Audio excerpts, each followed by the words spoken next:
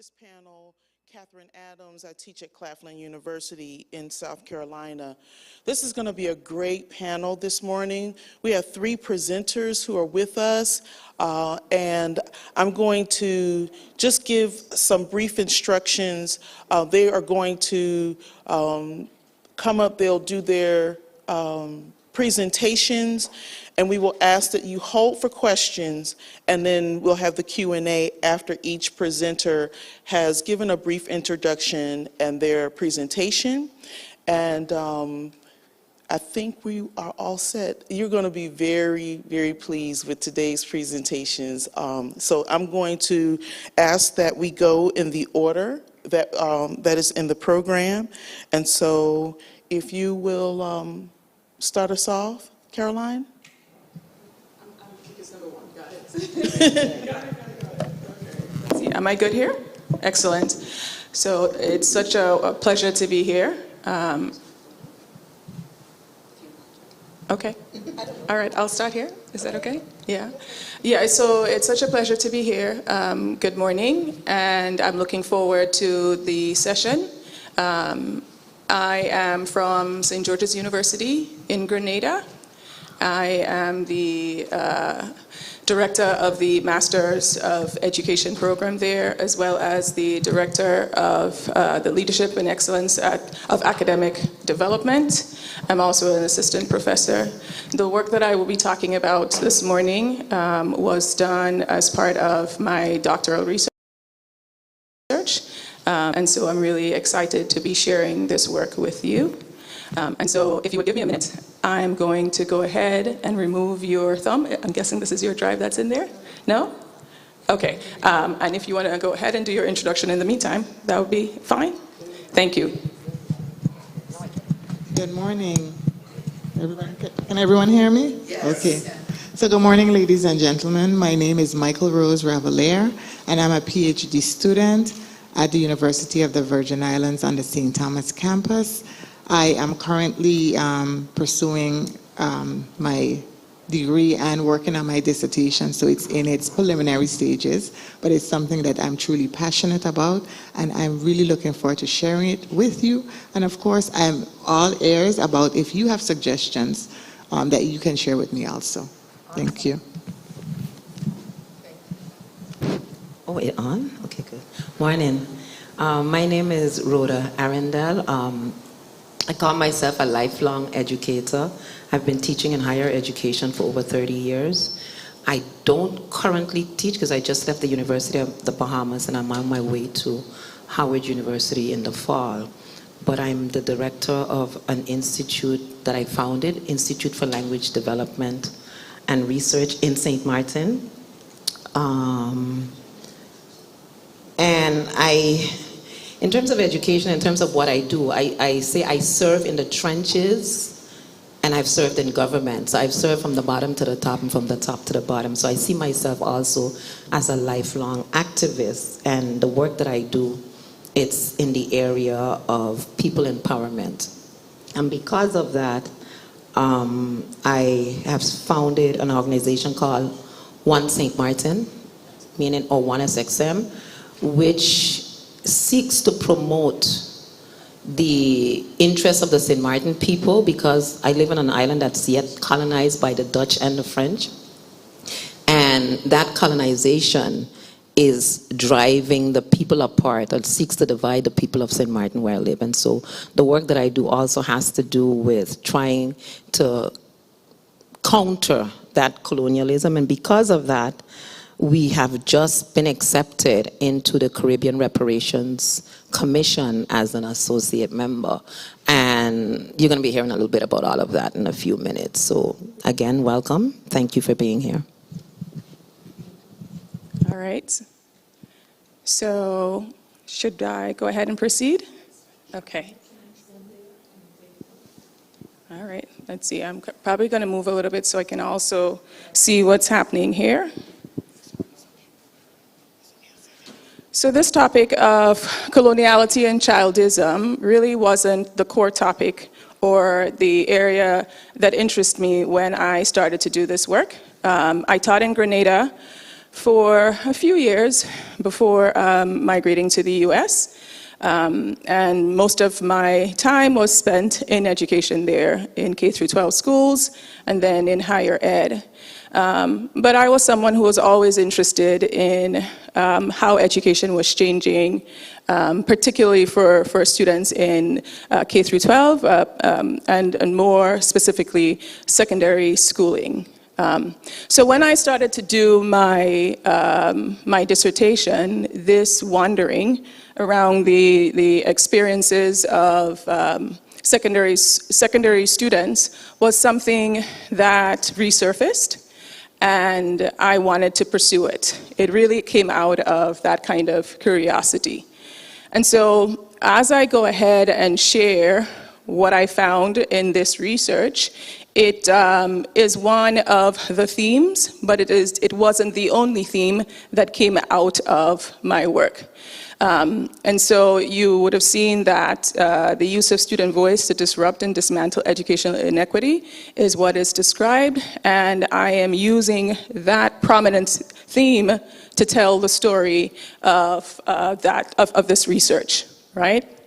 And so when we think of the problem or the assumption of the kind of challenges that exist with students, particularly the students in Grenada, I was led to sort of go through literature that touched on coloniality, universal secondary education, and then student belonging and student voice. And in doing that, really and truly, I wanted to understand whether students had a deep sense of belonging in schools, whether schools were welcoming spaces for them, right? And I want to touch on a few terms that I'm sure we're very familiar with, but just to help put context around my inquiry, right?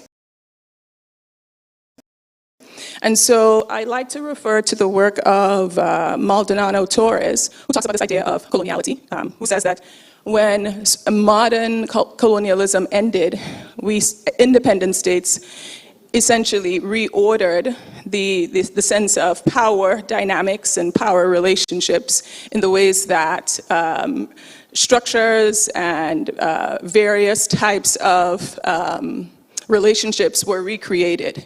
And Bailey joins him in saying that really in our classroom environments, we do find vestiges of oppressive history. And as a result, they have an impact on the lived experiences of her students.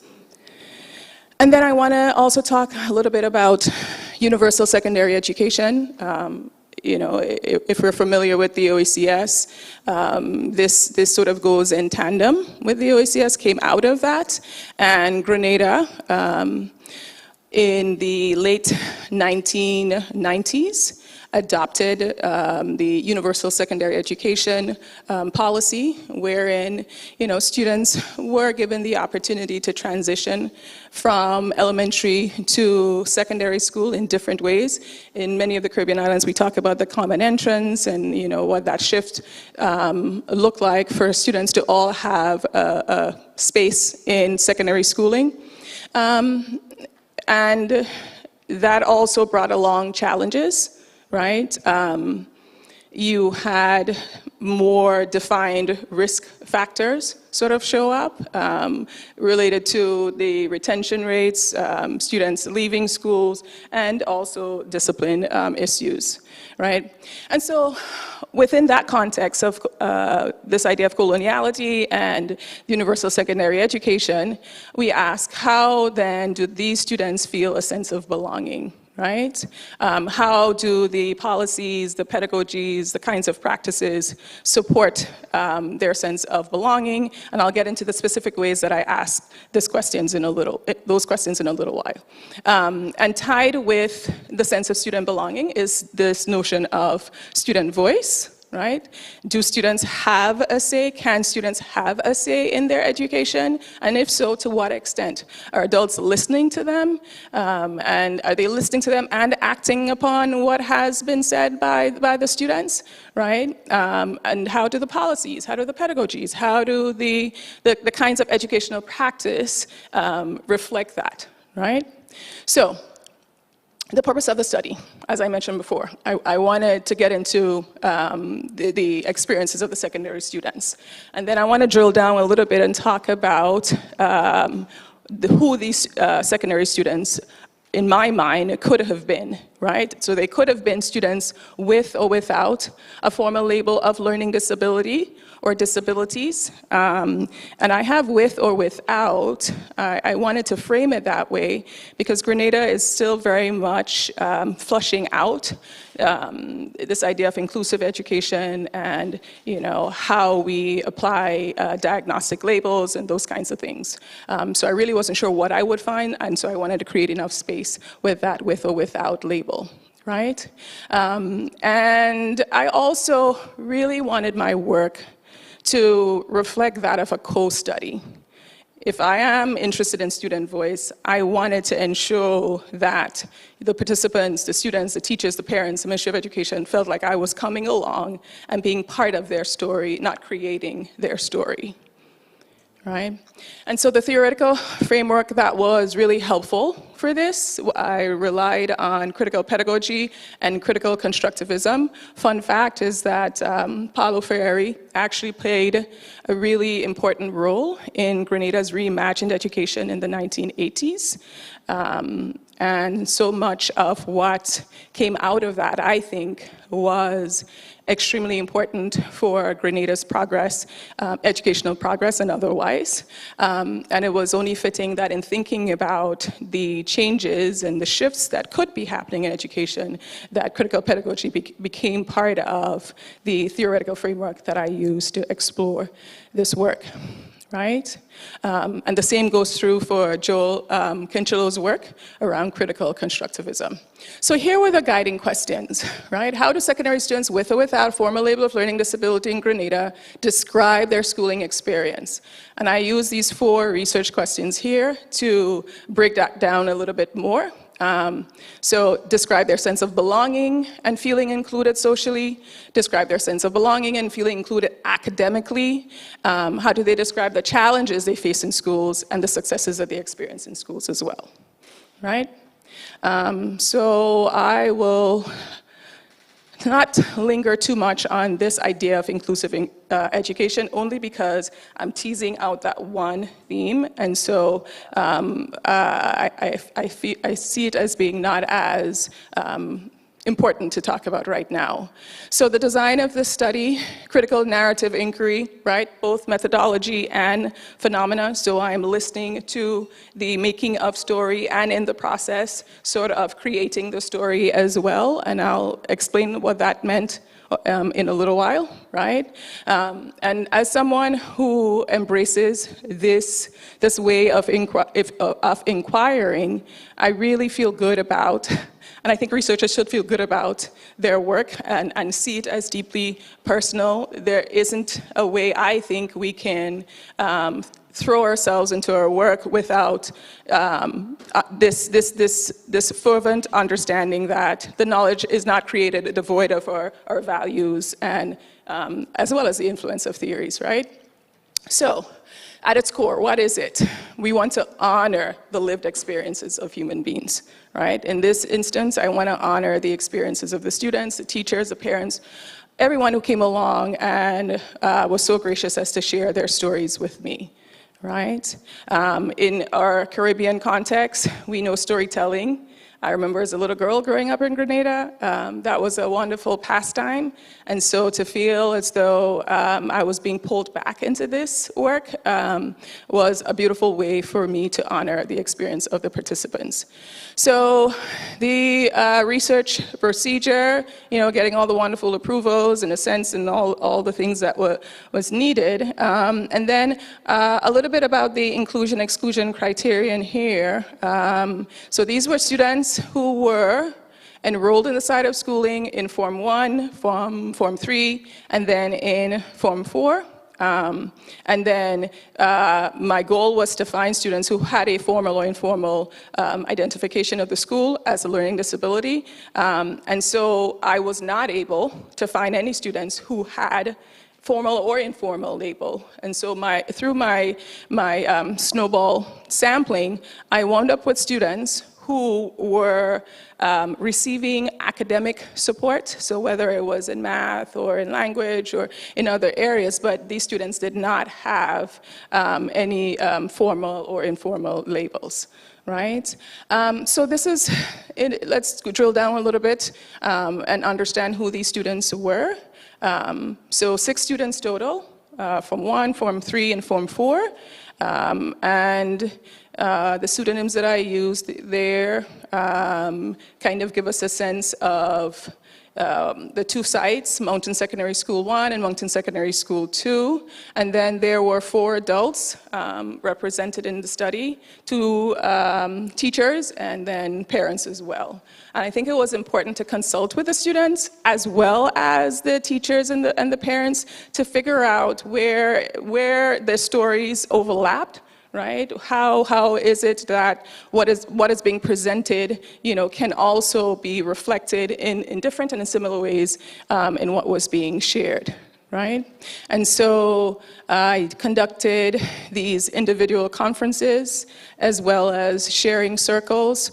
For some of the students, it was possible to complete, and then for others, it was not, right?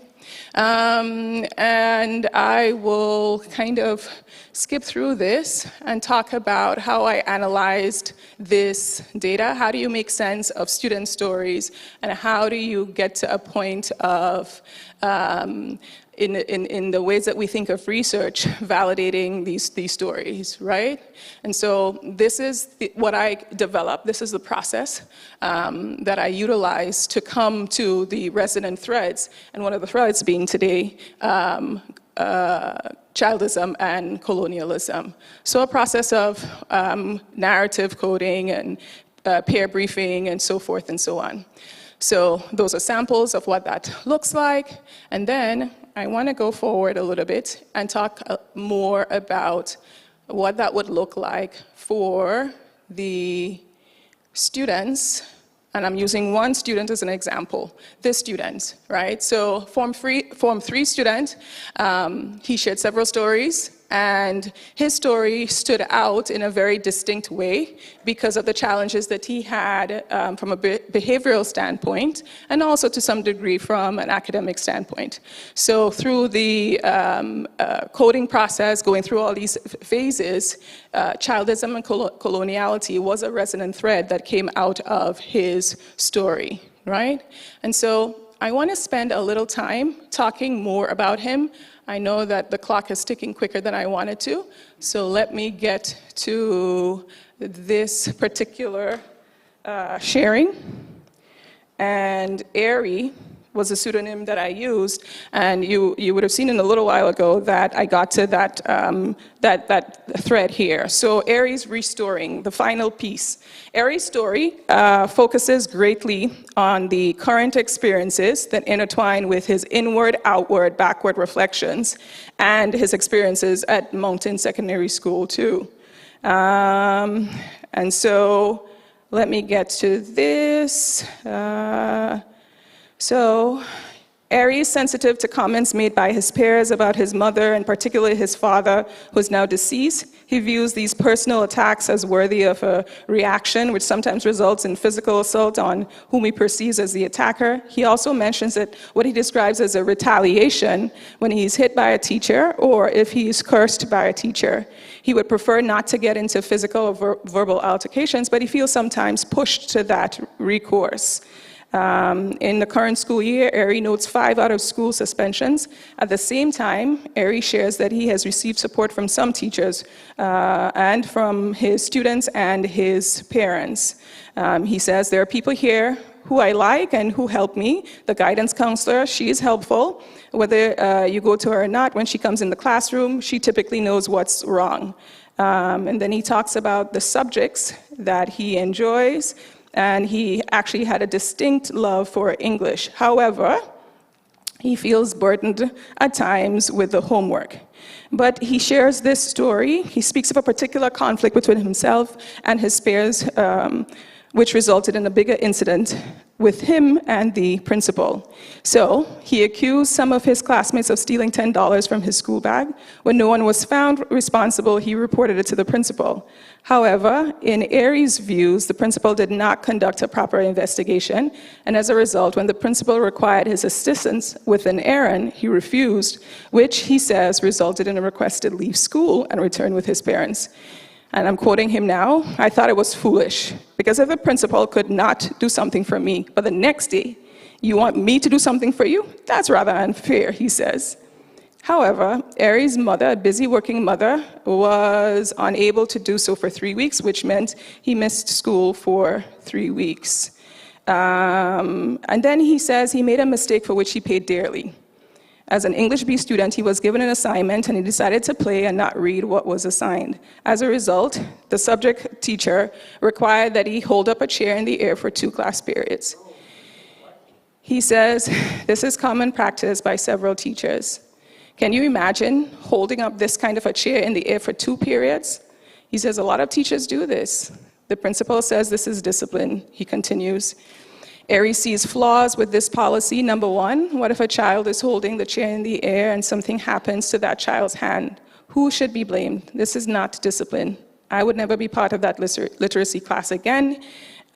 He concludes he's opted to choose subjects that better align with his interest and with his learning style.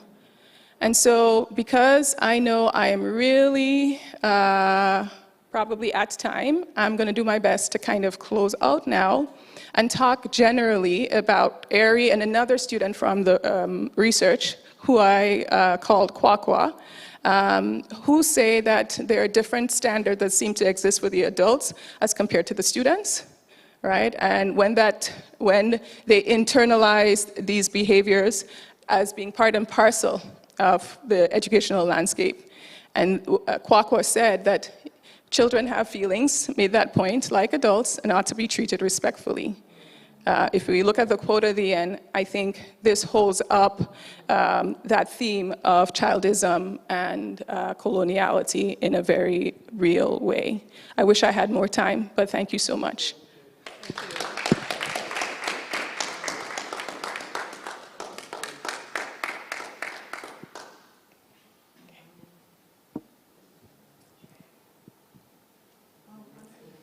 Next week? Our next presenter? Yes, I'm sorry. Okay.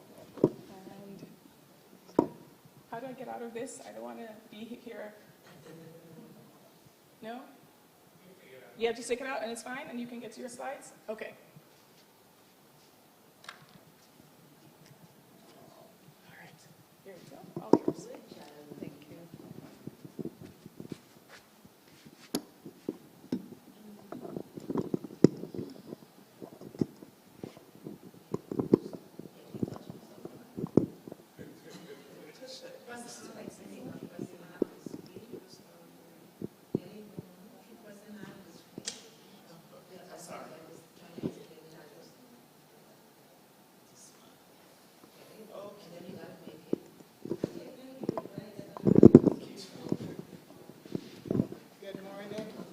Good morning again. Everyone can hear me well? Yes. Okay. So first I'll just start with a backdrop of that. I am a secondary science educator at the public school, at one of our public schools on St. Thomas. So it gives me the opportunity to be able to see this from that lens as well. So my dissertation that I am currently working on, and it's in its initial stages, is Unveiling Success Strategies of Local STEM Students in Marine Science at the University of the Virgin Islands, a phenomenological exploration. So what's the problem? So the problem is that limited interest and enrollment of local students in the marine science program at a university poses a significant issue that undermines the program's ability to foster local talent address local marine science issues, and contribute to sustainable development in the region. It was an observation that I made, that I noticed that many of our students were not going into this particular area. And this was of concern to me because we live in a marine community. So why is it that more students aren't interested? And so when we look at projection of, in terms of overall STEM and the opportunities that will be available, so there will be a 10.8% increase over a 10-year period from 2021 to 2031. And are we preparing students to fill those jobs, those roles? And there will be many more in STEM area versus non-STEM area. When we look at the enrollment at the university, we can see that there is an incremental decline from 2015 to 2022, last year. So this would also include that, and we could also see that also the STEM area will be also declining as well. I know this is small, so please forgive me.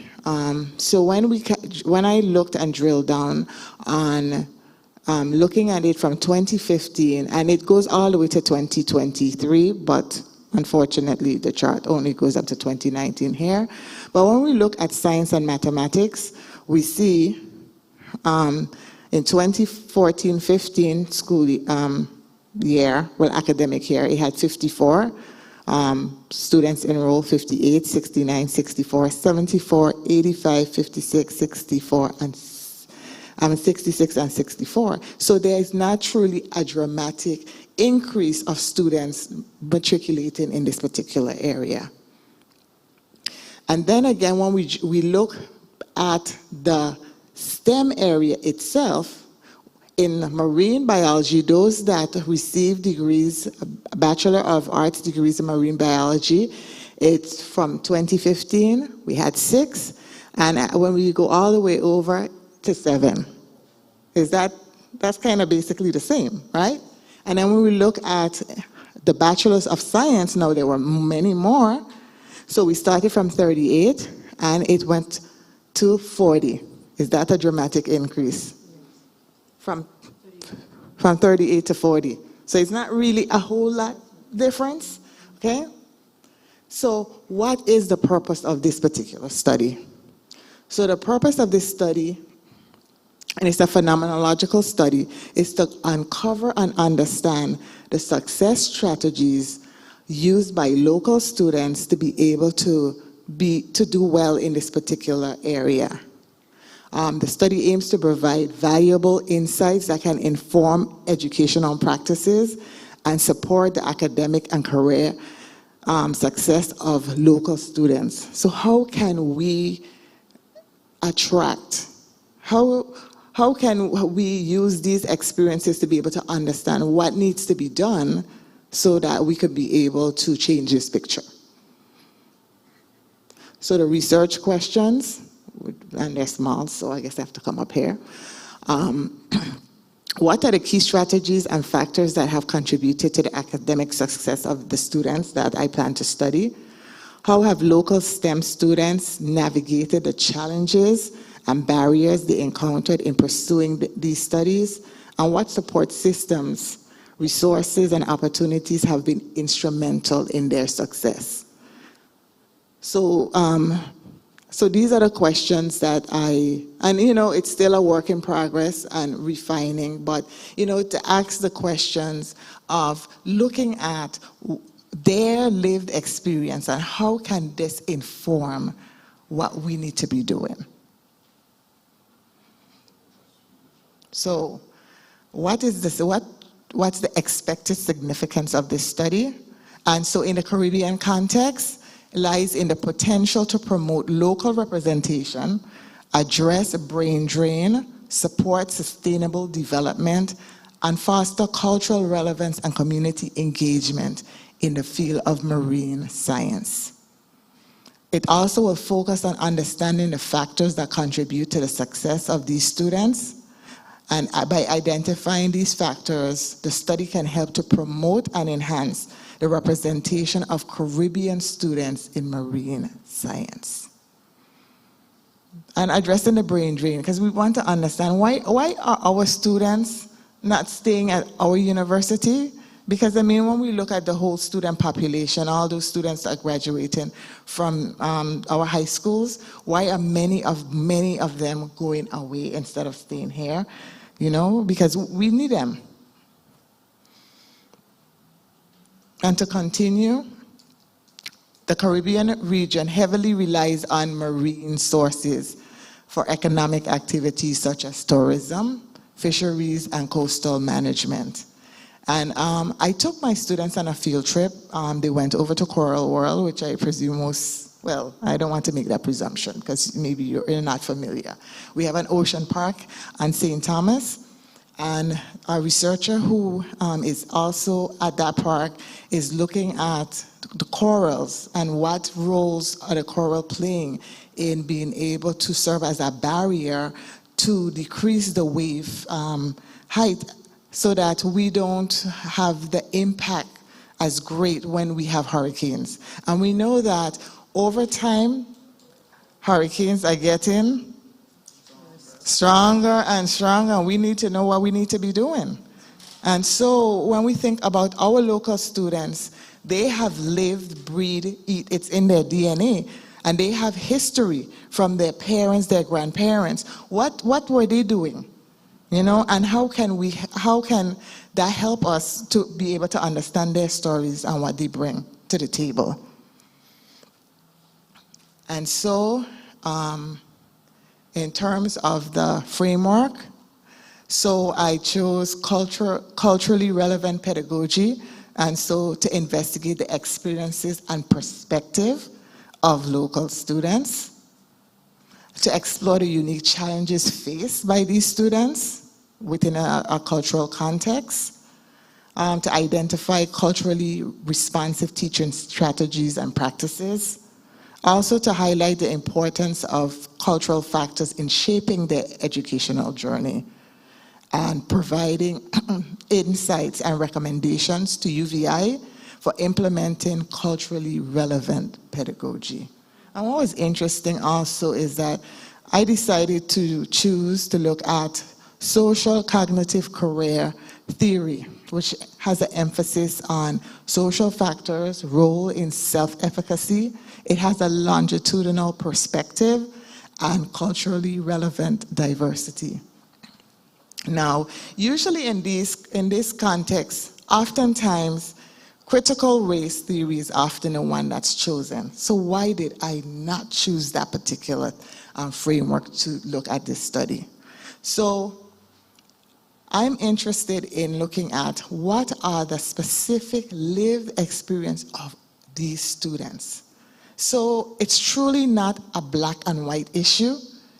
It's an issue about what are these particular students, what's their experience, why is this happening for us? And when we think about this, is that we can think about that this phenomena could be happening, you know, in a different context, in different places, so that it can be used to, that those implications can be used to be able to understand what other communities might be facing. And so hence why I decided not to use critical race theory, which is very general. I mean, it has its place, but I don't believe that it aligns well with this particular study. My slide is stuck. Okay, here we go.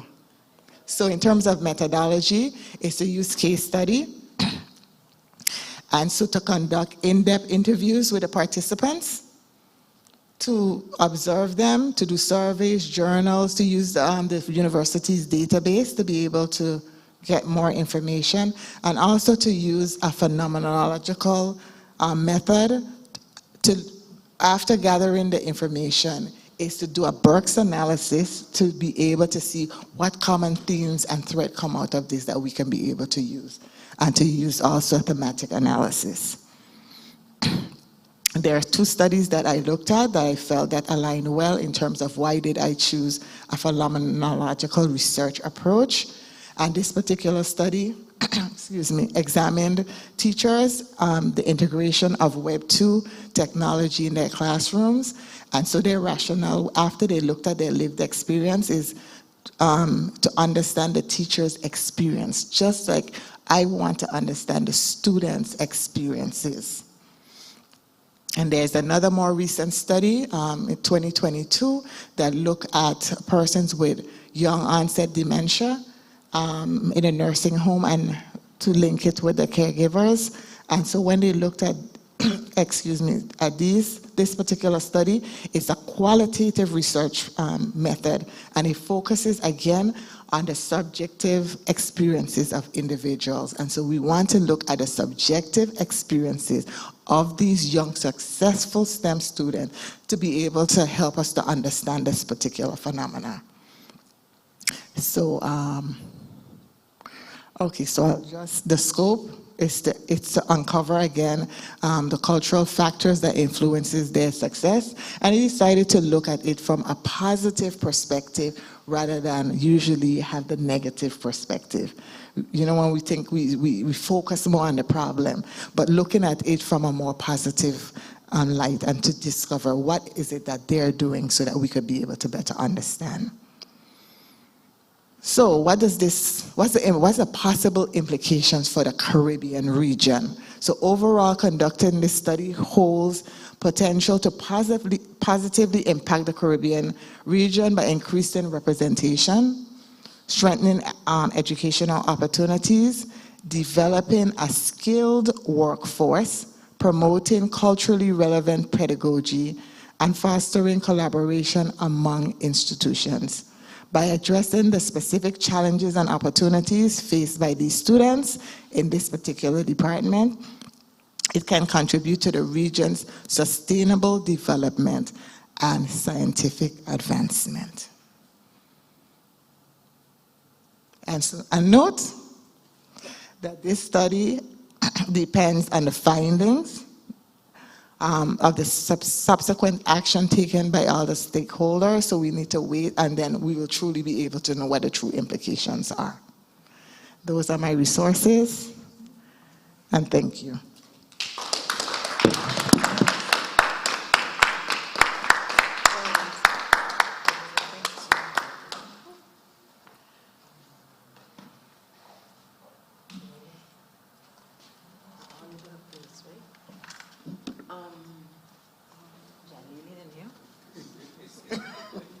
I thought Jalil was going to be here already.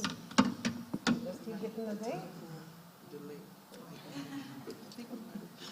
I don't call the young people. I ain't taking no chances. I might just blow it up. Okay, what? I just have to press in which one of these things. This one? Okay. All right. That one. Hey. Yes, sir.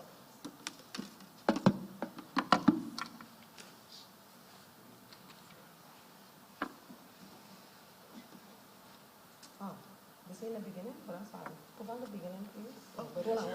Well, let me see if I could leave myself. Okay. I could just keep pressing this thing. Or something like that.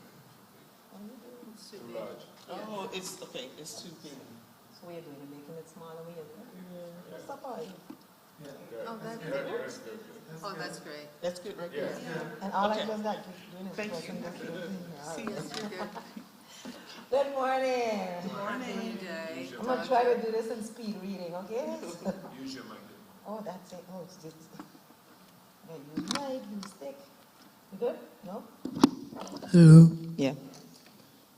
Did you tell him a real clown? Okay. All right, good morning again, lovely people. Yes, I'm going to do this really quickly because I'll be watching the black book here.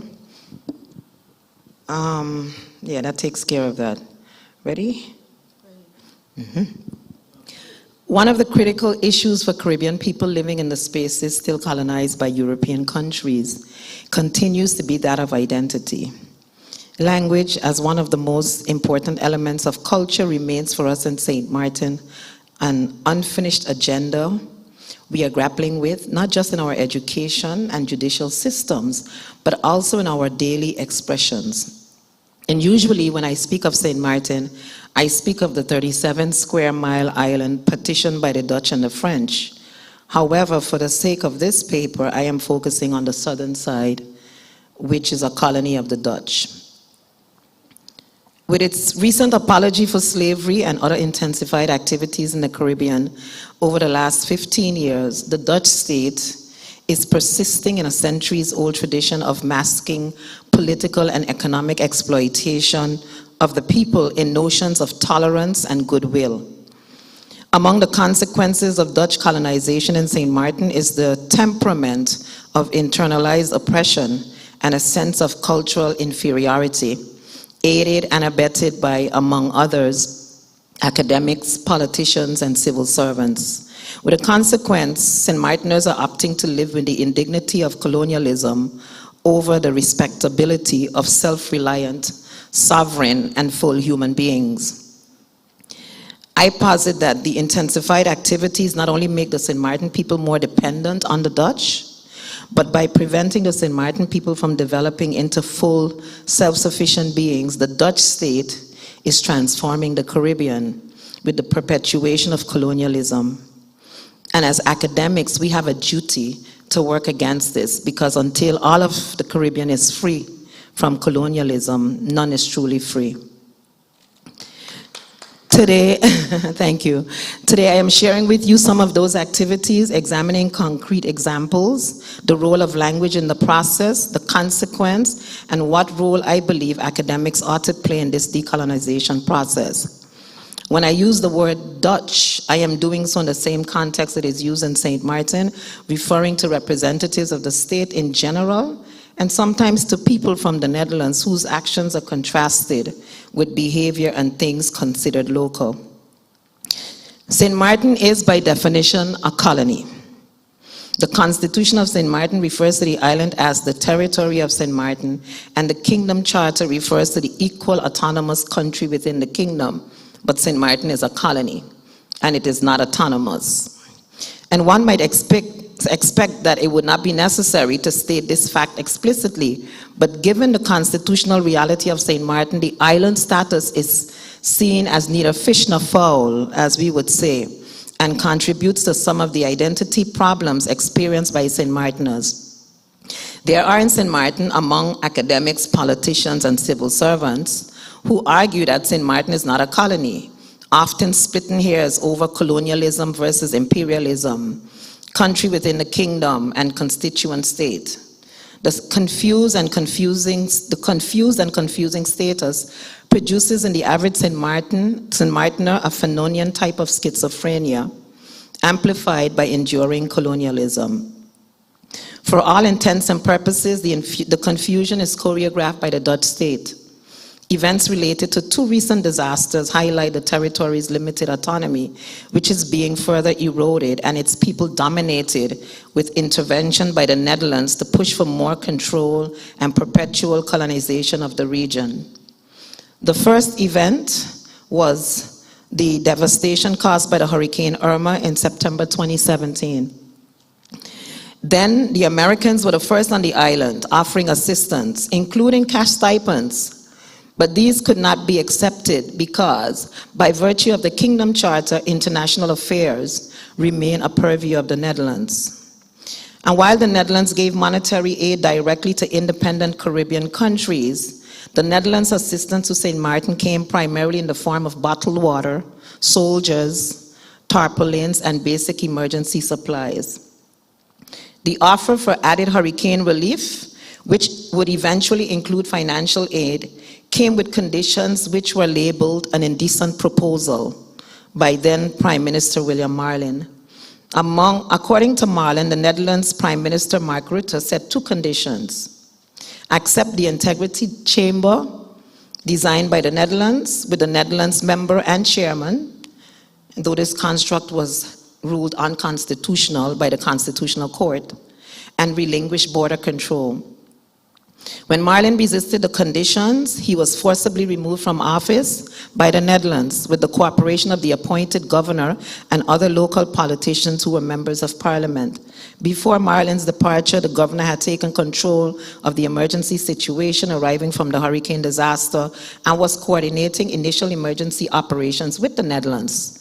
And suddenly, a resilient Caribbean people who had lived for centuries in a hurricane zone, experiencing and recovering from hurricanes, were now rendered helpless and would have to wait on the Netherlands for hurricane relief.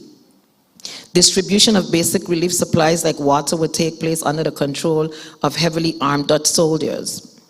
And before the island government could assess the damage and report adequately, the Netherlands had set up a trust fund to be managed by the World Bank and then implemented by the yet-to-be-created National Recovery and Program Bureau, which was put in place by the Netherlands for 7 years and now extends to 2028. Recovery projects are decided upon by a steering committee consisting of 3 members, and 2 of which from the Netherlands, and the chair appointed by the Netherlands, and by 1 local from government. And apart from that, the consultation for the projects, the government has very little input, and neither does Parliament. The second event was the COVID-19 pandemic in 2020, increasing the St. Martin's people helplessness with the measures imposed by the Netherlands for the island to receive liquidity support as a so-called soft loan. Firstly, the Netherlands decided to assist in a number of stages, and for the sake of time, I'm not going to read all of that, but in order to get it, each time they released a stage, more conditions were added. So for the first 20 million guilders, which is our currency, you have to use $11 million to translate to keep government afloat, and then another, and then another, and there's discussions about Coho. We can go into that later. But basically, finally for the third, when the government said, okay, we're good, government was asked to distance itself from statements made by members of parliament condemning the Dutch government's approach. And notwithstanding the Prime Minister's reservations, because she was asked to make a statement and she came out very guardedly and made a statement, distancing herself from her parliament. Notwithstanding her reservation, the Netherlands continued adding conditions to each installment. And other conditions included removing a supervisory board member from government-owned airport company and agreeing to something called the country package. We could talk about that later. But what I'm saying, St. Martin is becoming a colonial command center. While countries in the region are engaging in greater self-governance and self-directed collaborations and partnerships, St. Martin is being commandeered into a colonial command center for the Dutch territories in the region. Dutch government institutions that have been imposed or reinforced on the St. Martin people since 2010, our new status, are in 4 cardinal pillars of colonial control, namely finance, justice, education, and a well-funded PR campaign. And I have a listing of those things, but now we have something called a Dutch Representation Office, a Dutch Governor's Cabinet, full border control, and a whole host of other things. I will skip through that. And what are the effects of this on identity or internalized oppression? Identity in St. Martin is complex and multi-layered. Permeating the unique and universal complexities and layers of both structures that perpetuate European colonial ideals and often dominating realities and historic resistance, often marginalized to colonialism. The St. Martin people use a combination of nationality, ethnic, and racial labels to define themselves and their ancestry, confirming Mervyn Alain's assertion that people counterpose their own constructions of identity, community, and racial meanings. Okay, I'm going to skip a little bit. So we are administratively divided, but we are one people, and I always remind people that don't ask me what side of the island I live on, because I live on both. And don't ask me if I'm French or Dutch, because we can talk about that. I'm a St. Martiner. Mervyn Alain explains this. So I want to talk about this thing. For some St. Martiners, there's a group of St. Martiners who regard themselves as Dutch and French, mostly among younger St. Martiners, and I call them newcomers. or foreign media influence people. And for these St. Martiners, they also see themselves as superior to Caribbean people. There's something about Dutch and French nationality that makes them a little more superior. And they would quickly more approach the Netherlands or France for solutions to their problem than turn to the Caribbean for, what are the best practices. And for them, and because of their perceived Dutchness and Frenchness, these honorary Europeans would more readily look to the Netherlands and France. And Alain explains this phenomena, stating that perhaps the most direct effect of slavery was in the corruption of the minds of those African slaves who came to accept the race and culture hierarchy, later transformed into a color hierarchy imposed by European masters and reinforced by the objective conditions in which Africans found themselves. So today, I'm saying St. Martiners suffer from an inferiority complex and internalized oppression regarding the Dutch and French as their salvation, while isolating themselves from the rest of the region. And it also, I'm going good. It also causes some St. Martiners to be xenophobic, especially toward other Caribbean nationals, and gives them a sense of duty to protect their borders from these foreigners. This fear of foreigners was exploited by the Dutch after the hurricane in 2017 with the insistence of, with the insistence of, control of the borders to protect, and these were the words that were used by the Dutch, to protect St. Martin from these foreigners who would perceivably collect Dutch taxpayers' money to enrich their countries. I want to talk about give an example of a young St. Martiner, born in St. Martin to Haitian parents. He was deported for whatever reason, got in some trouble with the law. He's a St. Martiner, born in St. Martiner, but they deported him to Haiti. And I found out about 3-4 weeks ago he was killed in a gang violence in Haiti.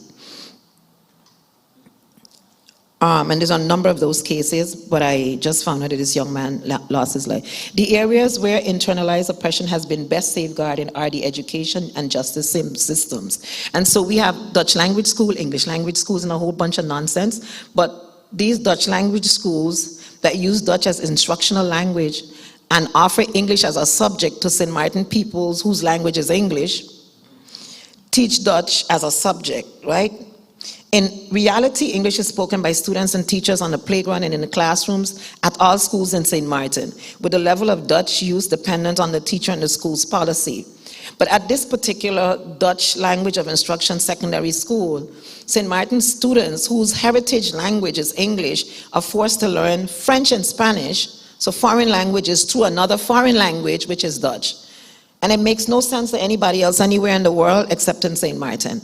And so the textbooks are created as if you're teaching European Dutch children how to speak Spanish and French. And so St. Martin kids are given exams, etc., based on how well they know Dutch to learn Spanish and French. It's a crazy thing, but it happens. That's where I live. Experiences I want to share also with Adonai. And so the reason why I do the work that I said, I can get back to this thing here. The reason why I say I do the work that I do, and I keep saying that I'm an activist, like I said, I've been in education over 30 years, but what I do in the afternoon with my time is I tutor students additional support. But there's this one young guy, Adonai, brilliant young man, 10 years old, and goes to a Dutch language of instruction school, and he comes for after school tutoring, and my heart breaks every time I work with Adonai because he keeps saying, I'm not smart. Miss Rhoda, I'm not smart.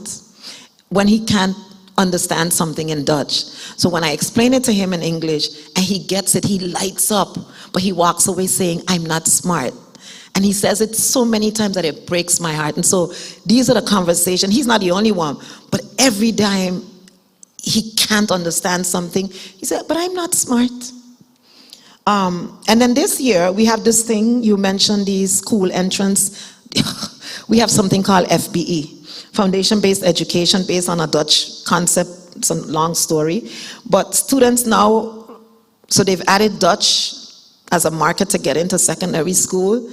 but we fought for over the years. We have English language of instruction schools, and so students at all schools must also take Dutch as part of this exam, even if they're not even going to Dutch secondary school.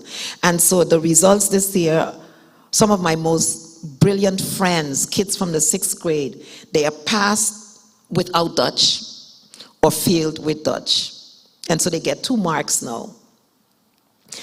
Because of the language situation in St. Martin, graduates are limited in job and career opportunities and prevented from reaching full potential in their homeland. It is common to find civil servants, including elected officials, who do not read or speak Dutch. However, since this 2010 status, proficiency in Dutch is increasingly becoming a requirement for civil service and semi-public jobs. And in the private sector, Dutch is rarely used, and careers and business opportunities remain closed in areas like law, medicine, and pharmacology if graduates are not competent in Dutch. And so I'm saying to disconnect people from their tongue and insist that Dutch be the language through which their children must be schooled is systemic racism and unjust. And to discount the publication of laws, because this is the other example, that the laws are in Dutch, or the training of justice cadre in the people's language and used as a pretext that the laws are in Dutch is also a form of systemic racism embedded in laws, policies, practices, and belief in Dutch supremacy. And during court proceedings, judges, because the whole system is in Dutch, oftentimes exhibit a condescending attitude of power over the accused, refusing to address the accused in English, even when the judge can speak English. And so I had an experience where I witnessed where the translator didn't translate according to the judge properly, would not speak English, but corrects the translator's translation to the accused when the accused couldn't understand what was said. And so supremacy of Dutch is accepted, and the justification for maintaining Dutch as instructional language is now cloaked in assertion that parents have a choice for their children, when in reality parents do not have a choice, because they are made to believe that without knowledge of Dutch, their children will not be able to get a good education, and few are aware of the difference between language of instruction and general Dutch language instruction. So I'm gonna move on. Okay, so I live in a Dutch colony, but I'm not Dutch. Factually, I'm a Caribbean African woman, and I possess a passport in which is written, "This passport is the property of the state of the Netherlands." The relationship I have with the Netherlands was established on slavery, colonialism, imperialism, capitalism, violence, and sheer greed. I do not speak Dutch, though I can. I do not sound or feel Dutch, and I certainly do not look Dutch, at least not according to a Dutch court recently, who says that the Dutch border police could use ethnicity, and this was the quote, such as, "men who walk fast, are well-dressed, and don't look Dutch," to assess immigration risks. And these border police are now conducting immigration control in St. Martin. And so to insist to refer to me as Dutch, even when I say I'm not, and I'm talking to my Caribbean people here, denies me agency in my own identity construction. To insist that our islands be referred to, we gotta talk to CSA about this, Dutch and French Caribbean, claims our islands for the Dutch and French, instead of for us and our future generations. And while there are some in a society who take pleasure in their Dutchness and Frenchness, for others, the mere thought of being referenced as belonging to the Dutch and French is unsettling. And I talk about how it upholds white supremacy. I'm going to skip to some of it. But what is worrisome for me about this whole conversation has to do with, you know, how we as academics readily just repeat this thing as if we don't know better. As if we don't know better, right? Take, for example, the recent apology for slavery by the Netherlands, which was last year, and we protested and we got our government to hold off on accepting it. But it was a statement which was given in Dutch, rendered in English on St. Martin by a representative, and they talk about words like slavery past and colonial past. St. Martin is a colony. There's no past in colonialism there for us. And so it bothers me when I hear our Caribbean people, who we are no longer calling ourselves British West Indies, I believe, I hope.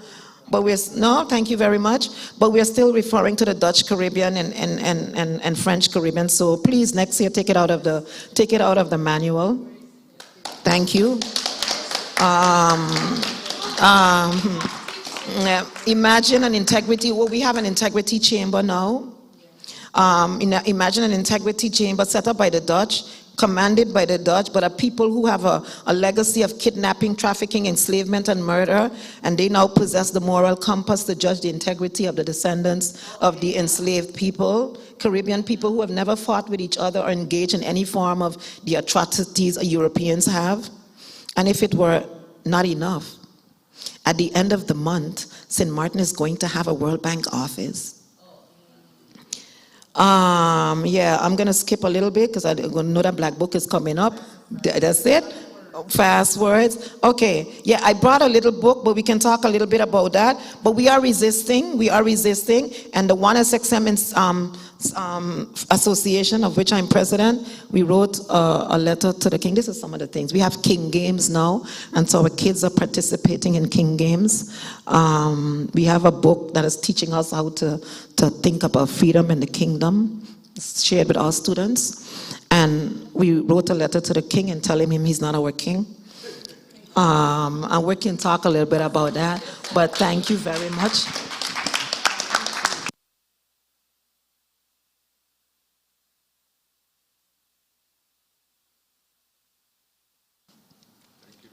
Please expend another round of applause for our presenters. I want to invite our presenters back up to the front for Q&A. Thank you so much for giving us all 15 minutes to engage with you on these powerful, very powerful presentations. Was I right this morning? Okay, so maybe just show of hands and we'll just allow you to respond to the questions. Sir?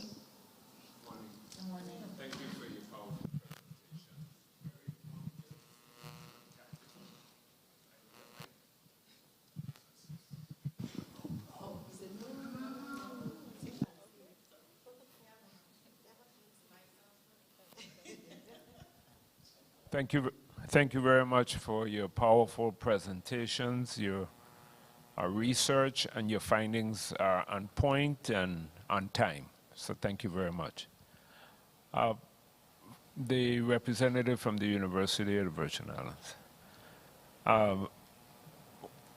Do you not think that the lack of inclusion of environmental studies into the curriculum from K to 12 is a factor to your study why Virgin Island children are not more interested in their environment, and likewise see the importance of moving into professions that deal with their environment and also cultural resource management?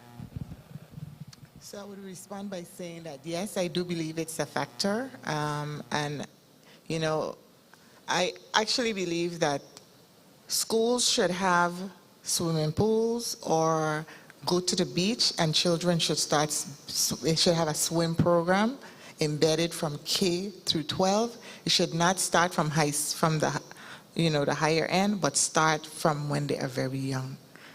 Because students who are engaged in swimming programs from very young, like for example, my brother, even though he doesn't live here right now, his children started swimming from the time they were babies. And so for them, swimming just is natural and normal. And so for our students, it will become a factor because many students in the Virgin Islands do not know how to swim.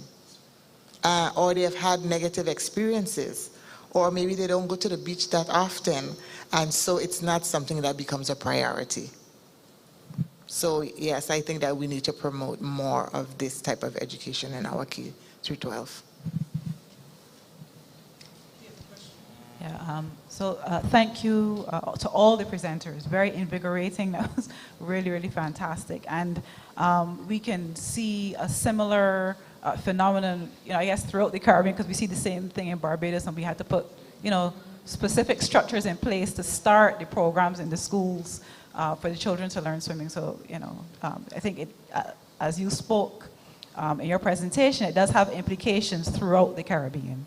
My question, though, is for Dr. Henry. I didn't hear all of your presentation, so I wondered about why you chose to focus on students who were having learning difficulties, even though you didn't find anyone who was, named as having a learning difficulty.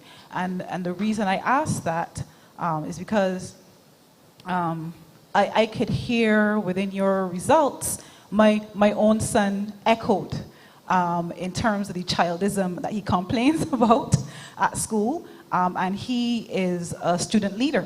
And does really, really well, and he complains about these same issues. And the reason, so I ask about why you chose those particular students, because I could also hear in Caribbeanness,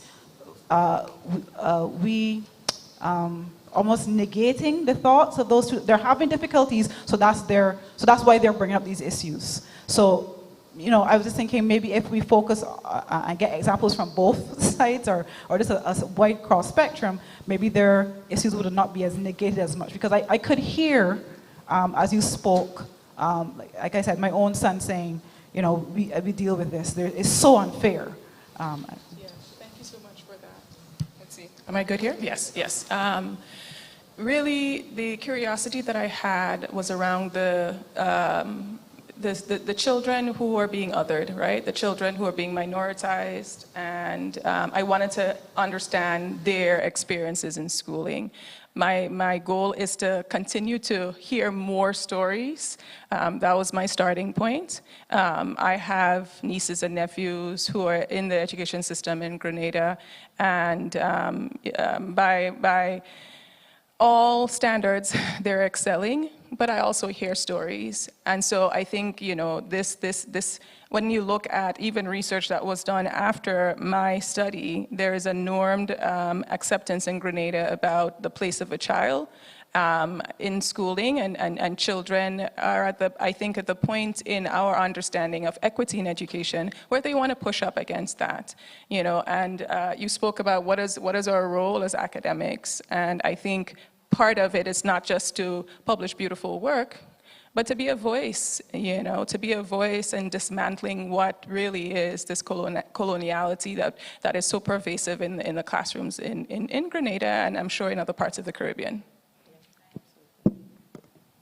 Thank you for that answer. It sounds like you have waves and waves of this project that you're working on. It's a good perspective to think about it. I'd like to make a response to Dr. Michael Rose Lavalier, Sharon Chambers, ambassador with the State of the African Diaspora. Currently, we're working on an emergency response system. It's about a year old, and our focus now is really, we looked at the students that were trapped there during the Ukraine war, and we've been helping the Ghanaians, Kenyans, and a variety that have been helped to return through the International Office of Migration. But one of the things that I see is a theme that we have, brain drain, in the Caribbean, in Jamaica, and in Africa. And I've asked this diaspora organization to create a summit where we ask responsible ones to come forward with their solutions for this 21st century. And so one of the things I'm suggesting is what we're doing with Grace Kennedy, which is they're on the U.S. stock market and the Caribbean. They're simply hiring back Jamaicans who are in the diaspora. They lure them back for jobs in Jamaica.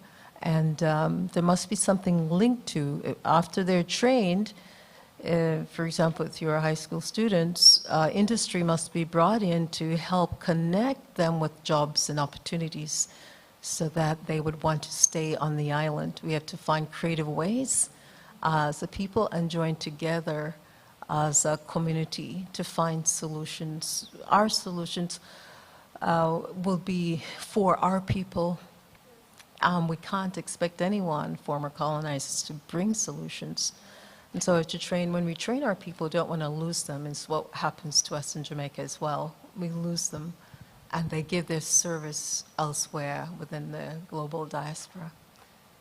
So let's work a little harder. Thank you all the presenters. There's much to say, but I'm really grateful for the work that you're doing. And for Dr. Arando Roda, a luta continua, Victoria Esseta, Amandla. We need to continue our activism.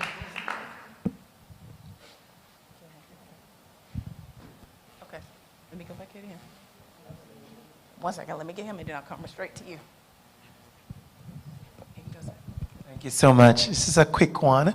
Let me go to you first, 2 quick ones. Because the conference, I remember my time coming to conference, the intention, especially for doctoral student, is to get that good, rich feedback.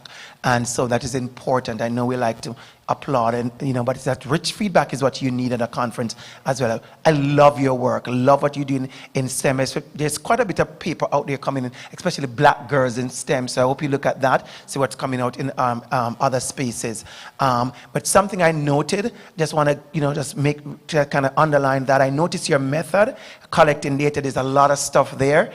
As a person myself in education, doing that kind of work, just to encourage you to think strongly about all of that, because that's a lot. That's a lot, right? And think, what is it that you can do? What is going to be beneficial? I love the fact that you're doing the in-depth interview for phrenological studies, because you get to hear their voices of the students. So don't think about every single thing there, the data, the survey, the this, the that. Don't be distracted by all that. We say back home, this bath and the sink and everything. But great stuff, but focus on those interviews. And if that's where your methods, your data collection stop, that is excellent. So don't feel like you need to do too much, okay? So just take that advice on that one.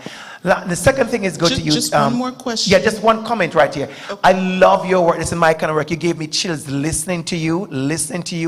And I just want you to just to maybe if you can respond a little bit more about what identity is doing to the people themselves, because I know you're responding and you're so clear in who you are. And I'm from Jamaica and I'm very clear in who I am, but you find out that the persons you're fighting on their behalf, so to speak, so many of us are not clear on who we are. We look in our mirror, we even mistake ourselves for white, even though we look like this.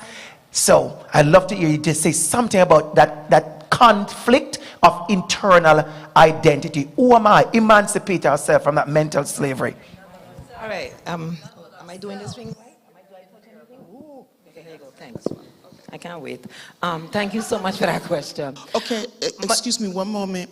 I'm going to just encourage people to network and get those answers. But we want to make sure that the live feed doesn't miss, that people get the same thing that they get in the room. Okay. So we want to go ahead and end this session, but we want to encourage you to continue to network. Yeah. So thank you very much for attending this session. I just want to answer this question.